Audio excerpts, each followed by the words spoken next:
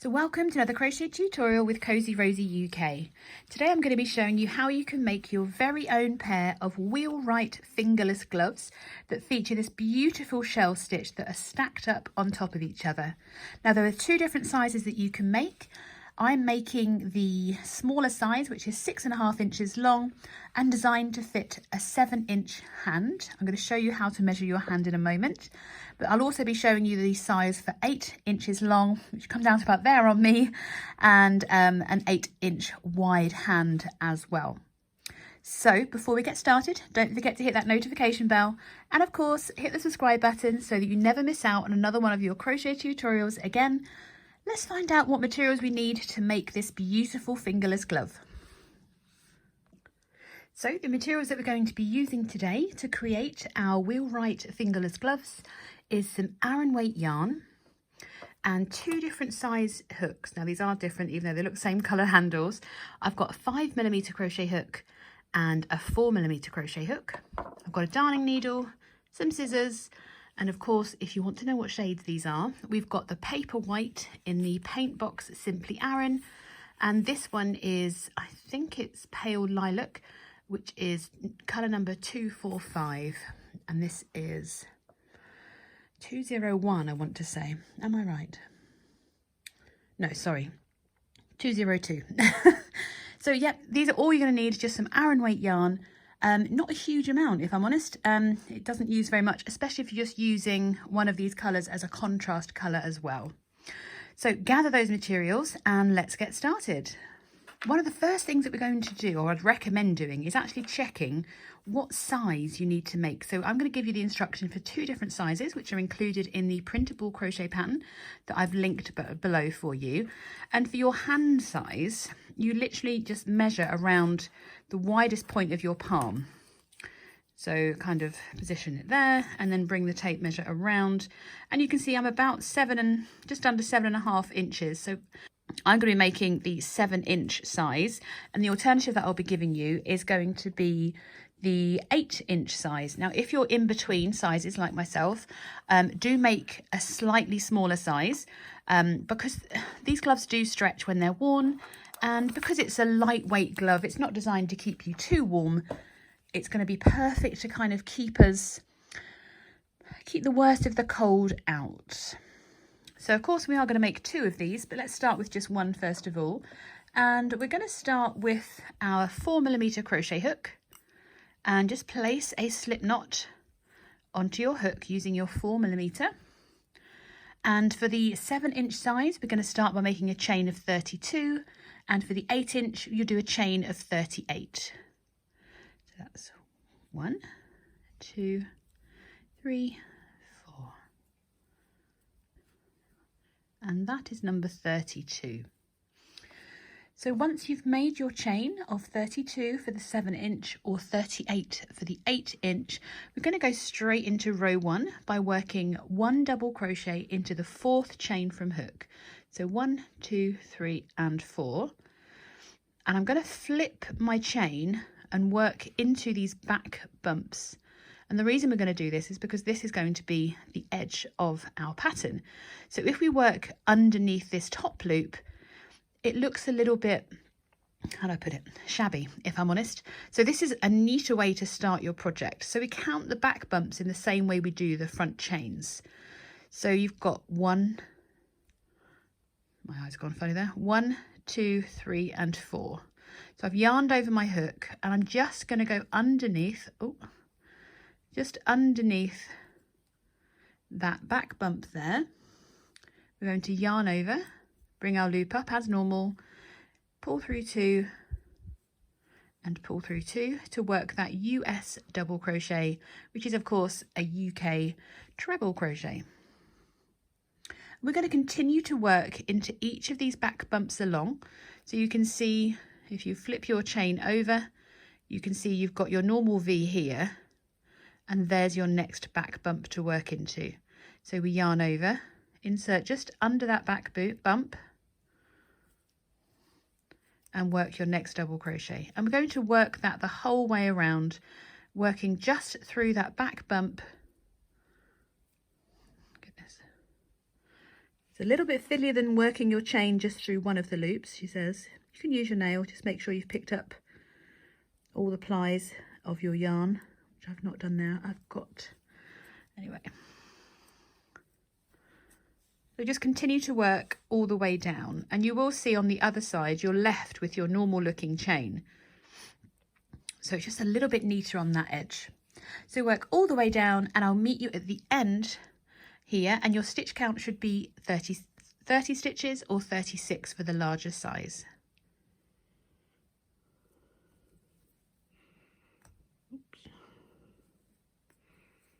So I've completed my final stitch in row 1, which is a row now of just double crochets. Now if you're doing your count, making sure that you've got the right number, the initial chain 3, it does count as a stitch. So you should have a total of 30 double crochets, including that extra one from the 3 chains that we skipped. Or if you're doing the larger size, you will have a stitch count of 36. 30 or 36. So going straight into round 2, we're going to start with a chain 3, and again that does count as a double crochet, and then I'm going to turn my work. So for row 2 we are going to work front post and then back post double crochets the whole way along to create our ribbing. Now, mine looks quite straight, but I did have to straighten my work out. It is going to be tight because we're using an Aran weight yarn or a worsted weight yarn with a smaller crochet hook. So there is the risk that it'll be a bit twisty, but that's quite a good thing because this is our ribbing to go around our wrist. We want it to be a little bit tighter. Don't worry, it will cinch in as we work these front and back posts. So this chain 3 counts as our first stitch. We're then going to yarn over the hook and work a front post double crochet. So for this, we insert the hook from the front and back out the front again. We yarn over, bring a loop up, we yarn over, pull through 2, she says, 2, and pull through 2. So that's our front post double crochet. And for the back post, we insert the hook from the back of the project. So we're going to go around this next post stitch. So we kind of bring your hook around the back of your work and then back out around that post. We're going to yarn over and bring a loop up, yarn over, pull through 2, yarn over, pull through 2.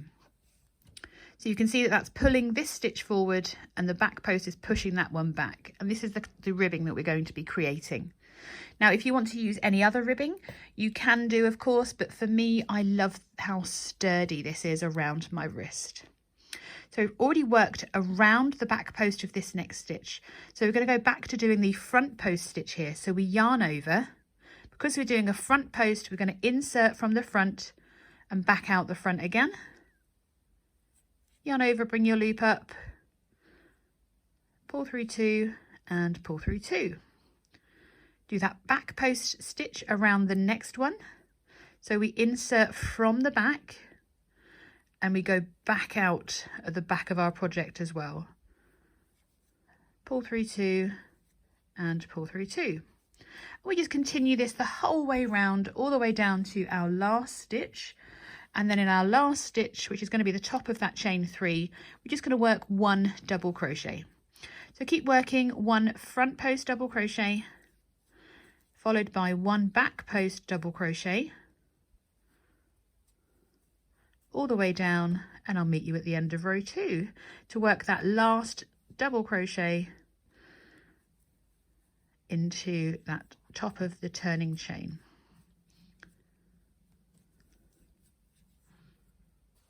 So I'm just working my last double crochet into the top of the chain 3 from the beginning of our chain.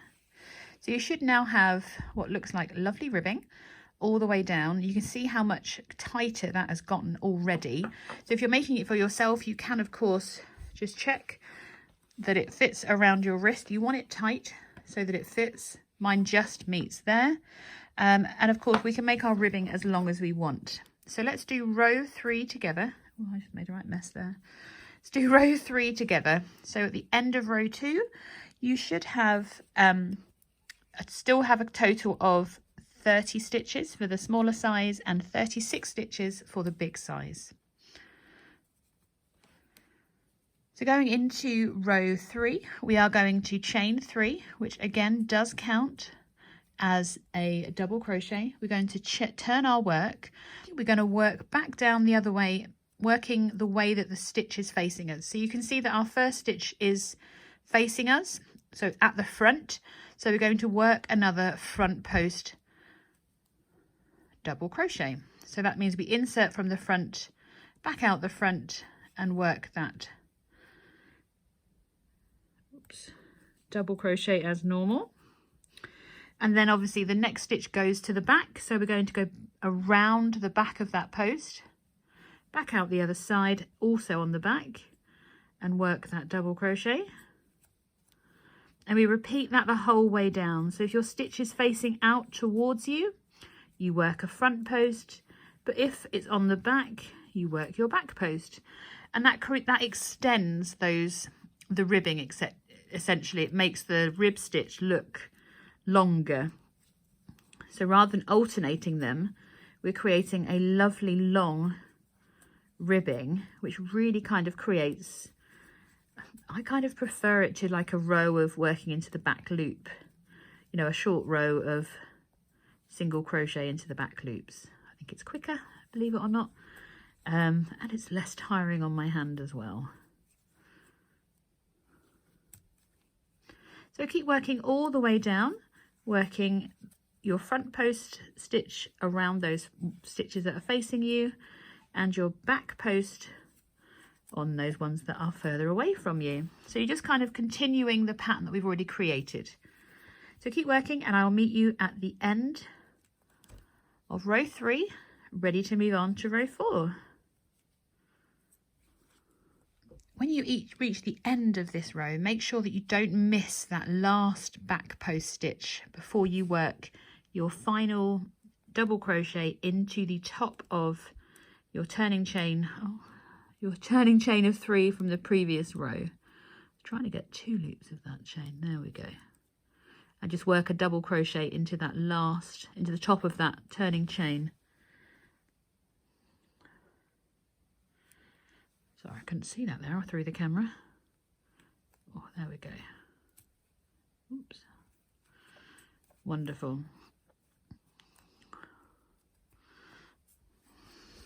So there we've got 2 rows of our front post and back post ribbing there. So we're going to do a 3rd row of this ribbing.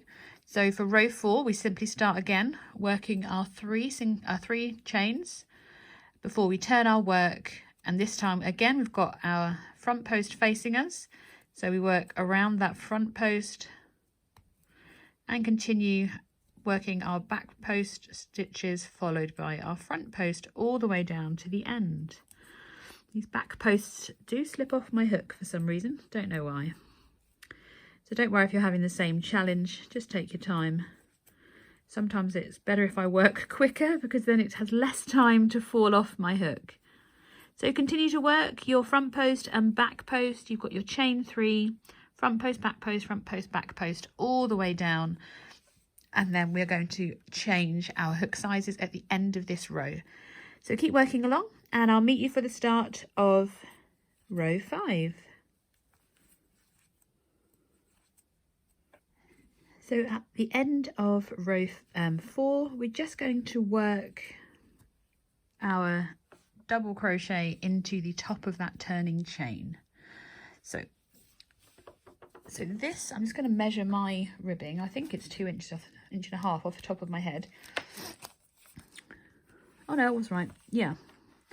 So my ribbing is about 1.5 inches. If you want to continue to make it 2 or 3 inches, you can just continue to work that row of chain 3, front post, back post, and then making sure that you work your double crochet into that turning chain, and you can make your ribbing as long as you want it. Because I have a reasonably small hand, I don't want my ribbing to be too long because I'm using this as kind of a spring kind of warmer really. But you can see how lovely and snug our ribbing is already on our hands, around my wrist. And we want it to be snug because you can see how easy it's going to stretch as we're wearing it. So we are done. If you've done your ribbing as long as you want, mine's 1.5 inches. I'm going to change to my 5mm crochet hook. I promise you this is a 5mm. I think it's worn off now, but yes, it was a 5mm at one point. So that we can change into our pattern for the hand. Now I'm also going to change to my contrast colour for this row. What I should have done was found the end first. So we have our end now for our contrast colour.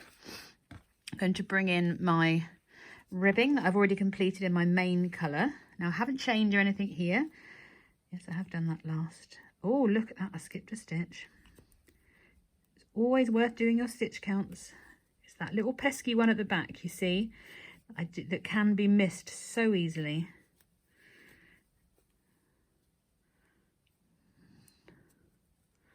Into the top of that chain 3, there we go. Oh, that's better. So now that I've double checked and corrected my mistake, we're going to go into row 5. So we have changed to a 5mm crochet hook, and I'm going to change colours into my contrasting colour.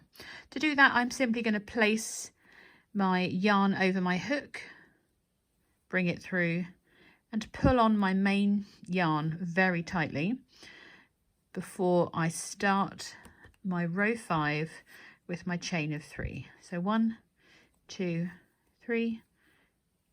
We're not going to weave these ends in because we may need them for sewing up when we're closing our gloves. They're called gloves, aren't they? Yes. So we've done our chain 3, and what we're going to do is to skip this first stitch because that counts. We're then going to skip the top of the next stitch, and we're going to work into, so that's our chain 3 counts as a double crochet, skip this one, and we're going to work a double crochet into the next stitch. So we yarn over, so we've got our chain 3, skip 1, and then insert the hook and work 1 double crochet.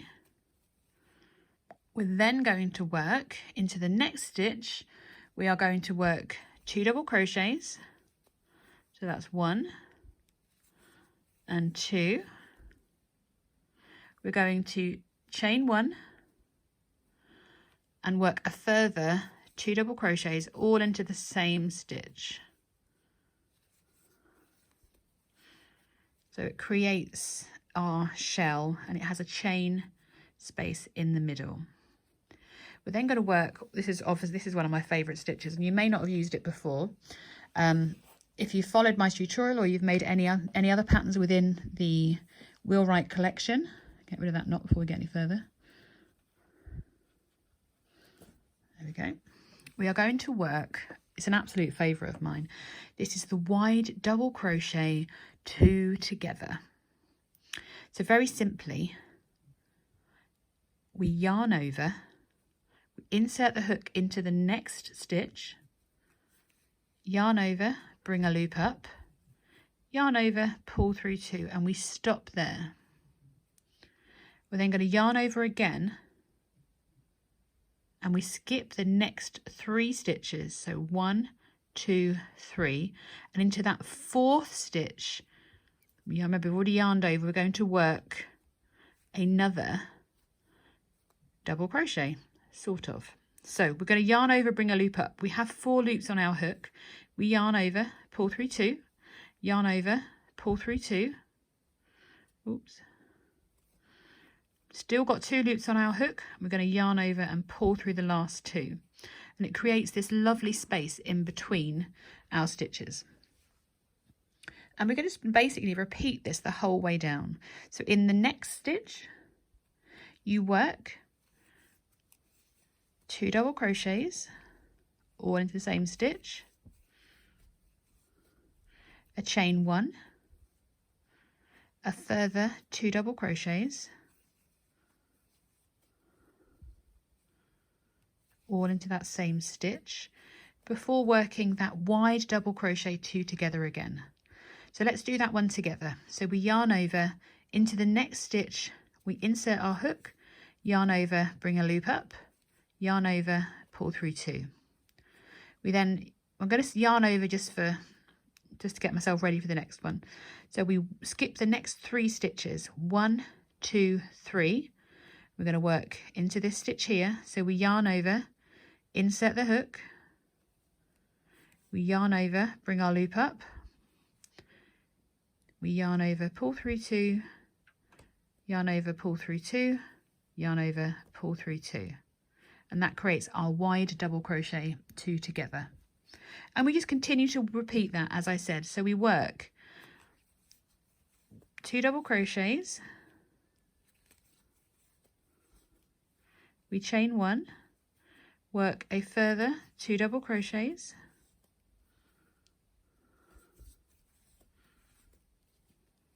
before we work that wide double crochet 2 together again. So we yarn over, insert the hook into that next stitch, yarn over, bring a loop up, 3 loops on our hook, yarn over, pull through 2, yarn over, we're going to skip the next 3 stitches, insert our hook into the 4th one, yarn over, bring a loop up, yarn over, pull through 2, yarn over, pull through 2, yarn over, pull through 2. So continue to repeat that the whole way down, and what you should have at the end is you will have 5 shells for the smaller size and 6 shells for the larger size. So keep repeating those 2 double crochet, chain 1, 2 double crochet, followed by that wide double crochet 2 together, and I'll meet you at the end of this row.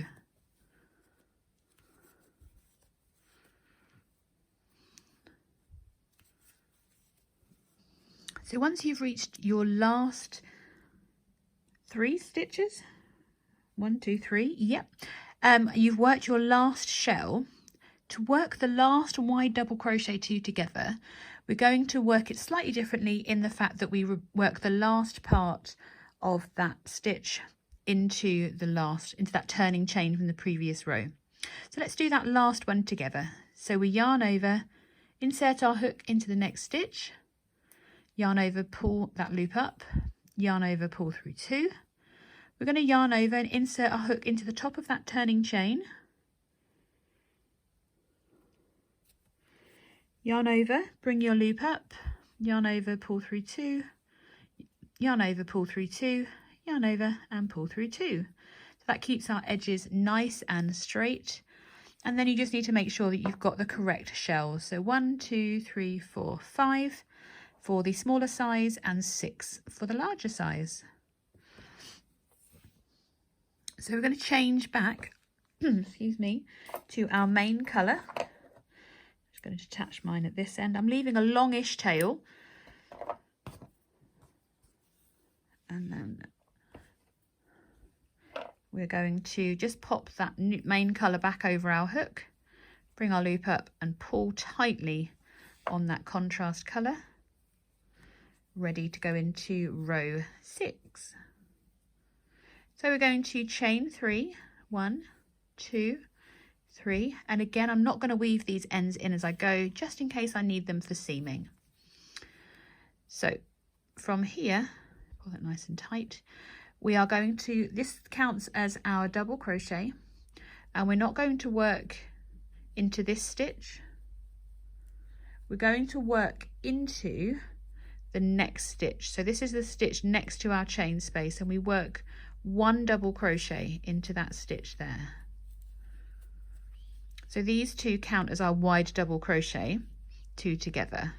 From here we're then going to work our shell into that chain 1 space. So we yarn over and work 2 double crochets, we chain 1, working a further 2 double crochets, all into that same chain space from the previous row. So these shells are going to stack on top of each other. We then work our wide double crochet 2 together. So we yarn over and insert our hook into the next, or the first stitch after the shell. But yarn over, bring a loop up, yarn over, pull through 2. We skip all of these stitches and we're looking for that stitch next to that chain space. So we yarn over and insert our hook into that next stitch, yarn over, bring a loop up, yarn over, pull through 2, yarn over, pull through 2, yarn over and pull through 2. So then we've got our wide crochets stacked up against each other and our shells. So then again, into that chain space, we work those two double crochets.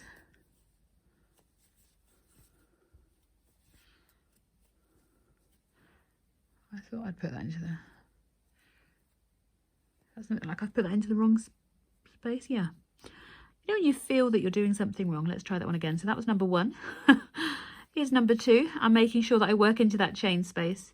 Do another chain 1 and work a further 2 double crochets before we're going to work that wide double crochet 2 together again. So we're going to work into that first stitch right after the shell. We'll just insert the hook, yarn over, bring a loop up, yarn over and pull through 2. I'm going to yarn over to get ready because I'm skipping all of these all the way over to the stitch before the chain space. Insert the hook, yarn over, bring a loop up. You've got 4 loops on your hook, yarn over, pull through 2, yarn over, pull through 2, and then yarn over, pull through 2. And we're just going to repeat that again all the way down to the end, working the last part of our wide double crochet into the top of that chain 3.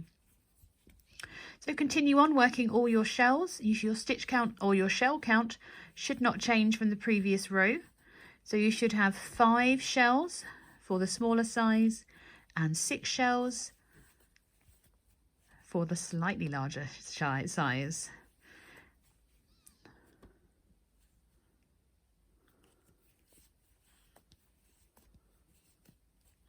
So at the end of row 6, we should be starting to see those shells stacking up upon each other.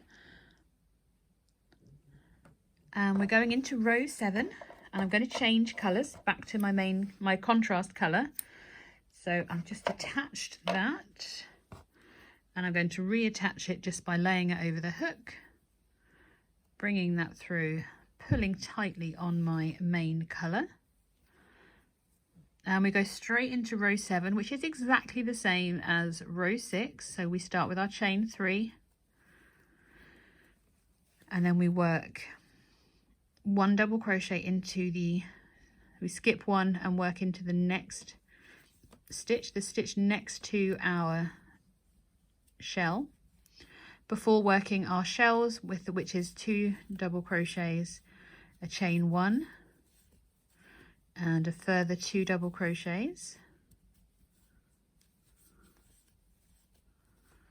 before repeating that wide double crochet 2 together by inserting your hook into the first stitch after the shell. Bring that loop up, pull through 2, yarn over, insert the hook into the next stitch just before that chain space, yarn over, bring a loop up, yarn over, pull through 2, and pull through 2. And again, we're going to repeat that the whole way down for the end of row 7, working the last leg of our wide double crochet 2 together into that turning chain. So keep working along, and I'll meet you at the end of row 7.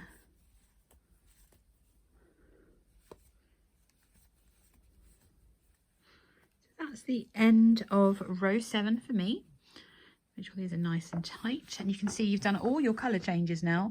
So I'm going to swap back to my main colour once again, and the final time, because for rows 8 to 12 for the shorter size, or for the 7-inch wide gloves, I'm going to work for a total of 12 rows. So this is from the very beginning. So we're currently on row 7. So 1, 2, 3. Oh, I'm not very good at maths. I should have worked that one out before. So basically what you're looking for is another 4 rows. So it'll be a total of 7 rows. So 1, 2, 3, 4, 5, 6, 7 rows. Another 4 rows effectively of our shell stitches. If you're making a longer glove, so you can have a look to kind of see where it's going to come down on your hand. It looks like it's quite far down, but 4 rows is going to come to only about here on me. And obviously you can move your ribbing up if you wanted to have more of a glove rather than just the ribbing, if that makes sense. I'm literally wearing my ribbing on my wrist, so my gloves will come just over my knuckles. So I'm going to do a further 4 rows for a total of 12 rows. If you want a longer glove, so I think it measures 8 inches long rather than this is going to be 6.5, do a total of 14 rows. So do another 6 rows of our shell stitching. I'm sticking to my main colour. I'm not going to change colours again because I love the way that these 2 stripes look against the finished pattern. So keep working along and I will meet you once you've made your glove long enough for a total of 12 rows or a total of 14 rows, and we will sew them up together. Once you've completed all of your rows, so I have made up to 12 rows here, and my total measurement now, you can't see that from that side, is just do it to the top of the shell is 6.5 inches. So that's plenty long for my little hands. What we're going to do is fasten off with a long tail. So I'm going to kind of leave enough, kind of 2 lengths of my glove in total for sewing up. Oops. Now before you turn your work, this is going to be the right side of your work, so just bear that in mind. I'm going to do a little chain one for a knot. I always like a knot to make things secure, and pull that all the way through and just pulling gently on there. Now to mark up our, I just had a stitch marker, what did I do with it? Oh my goodness. Oh, there they are. They're all the way over there. Got a couple of stitch markers. They're not particularly good, but they'll do the job, because what we're going to do, so that we don't sew up our thumb hole, because we're simply just going to fold these over, I'm going to fold mine this way so I've got the wrong side facing me. Move those ends out of the way. We're going to place a marker, depending on what size you're using. If you're doing the same size as mine, the kind of a smaller glove, so it's about 6.5 inches long, you're going to place a marker in row 8. For the larger size, you'll be placing a marker in row 10. So this is row 5, 6, 7, 8. And we're just going to pin it together through the edge of each of those rows. So this is why the colour change is kind of helpful, because you can see that you're matching your rows up properly. Just going to secure that one. And then the next marker is going to be 2 rows up. So row 10 and row 12 for the larger size. And again, we're just going to place a stitch marker through there, and that is going to create your thumb hole here. You can, if you want to, of course, try it on. Oh, and of course mine will come undone because I've got the worst kind of stitch markers, and your thumb would come out of there. Let me just place that back through again. There we go. Move that all the way around. So what we're going to do now is you're going to need a darning needle. I have an incredibly huge one here for some unknown reason. And just thread your yarn onto your needle. And I'm going to sew up using a mattress stitch, which means I'm going to go in one way, out, in, out. It's one of the neatest ways of sewing up. And I'm going to simply start by going through the first stitch on the other side to join, and I'm going to do that twice and create a knot to join them together. There we go. So there's our first stitch all joined nice and securely. We're then going to work, as I said, using the mattress stitch. So I'm going to come back through the other way, and I'm just working through one loop of the stitches on either side. Now, because I've marked these stitches, I can see quite clearly whether or not my rows are matching up, because you don't want a wonky glove, do we? And I'm just working through one loop of each of the stitches of each side of the glove to sew up all the way down to that first marker, because this is the start of our thumb hole. So once I'm through there, oh, not surprising this has come off, it's got giant eye, this needle. I'm just going to work one knot in the top of the thumb hole for a bit of security, and then I can remove that first stitch marker. Now, because we're not going to join this part here, I'm simply going to, I open that a little bit, you can see what I'm going to do, weave through the loops on one side of my glove. I'm not joining it to the other side, I'm just bringing my yarn down through the loops down to that next marked stitch. One more to go before I repeat, kind of going through the marked stitches again, and I'm going to work under this way. Don't want to pull that too tight, which is why I'm going to create a knot again to prevent me pulling it too tightly. I'm just simply going to work through my yarn there, because that will stop me cinching that any tighter. So there's our thumb hole. We can then remove the next stitch marker. If you want to, you can kind of continue to place a stitch marker in to help you.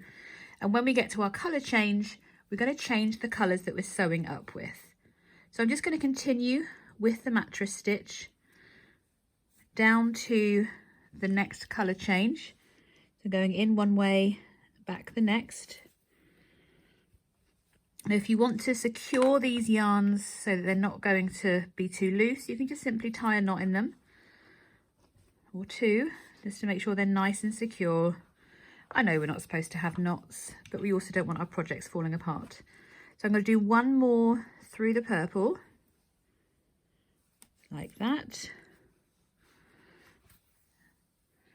And then I'm going to take that strand off of my hook, my needle, sorry. And I'm going to change to my white, or my contrasting colour. Moving those ends out of the way for a moment. And then I'm just going to start sewing up the white section with my white yarn. Because that way it's just going to look, this needle's too big. Ugh, get through. Not going to show any colour changes in my seaming either. This needle is really way too big. Just work all the way down through these stitches, joining through to the next colour change. There we go. If you want to, you can join your colours and just tie off another knot to make sure that everything is nice and tight and secure. And then we have another strand we can grab and change back to the purple. This is why we didn't weave these ends in. And we're just going to seam up the next colour section.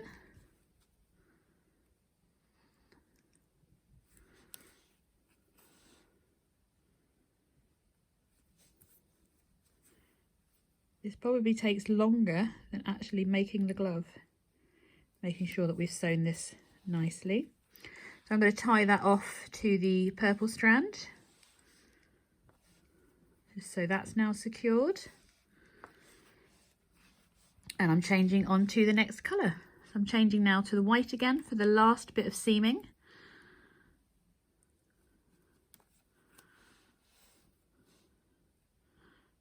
Just carefully working through each of those stitches. You probably don't need to be as neat as this if I'm honest, but I'm quite a perfectionist when it comes to my rows matching up and I'm seaming. So I've reached pretty much the end of that colour. Just going to tie another knot to secure those two colours together.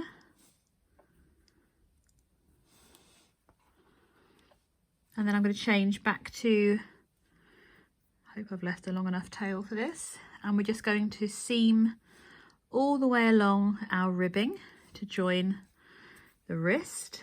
There should just be enough yarn, Fiona. You cut that a little bit fine. And working through one loop all the way again.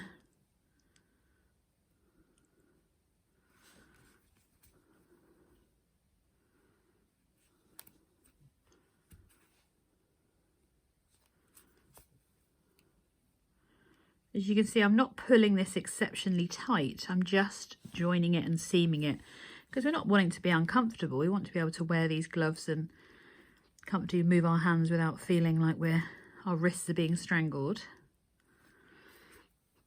And then when you reach your initial starting chain, I'm just going to go under that first stitch and through the first stitch that on the other side. Again, I'm just going to tie a knot so it's secure for a moment. Not too tight because I want to be able to fit my wrist through. And all that's left to do is to weave all these ends in. If we turn it inside out, or the right side out as the case may be, you have your glove, you have your little thumb hole. If I can get my hand through all these ends. Where have you gone? There we are. We have a completed glove. We've got a lovely, nice, neat edge where we worked into that back bump. And there we have our beautiful glove. Now you can sew up that hole. That is from the it's just the way I've actually seamed that. I think I should have gone into that stitch, but I'm really happy with how those have turned out. If you want to, you can sew that closed, but actually it's from the wide double crochets. You can see it's the same there as well. I really hope that you've enjoyed making your very own wheel-right fingerless gloves. Now this stitch features in a whole collection of different crochet patterns, from cardigans to a beautiful comfy cowl, and you can find all the details for that collection in the description box below, where it will take you over to see the written pattern in the blog as well. Thank you so much for joining me. Thumbs up for that one. Thank you so much for joining me to make your very own pair of gloves. Feel free to tag me on your social media with your own completed gloves. I'm going to go and weave these ends in, and I'm going to be proudly wearing these all the way through spring.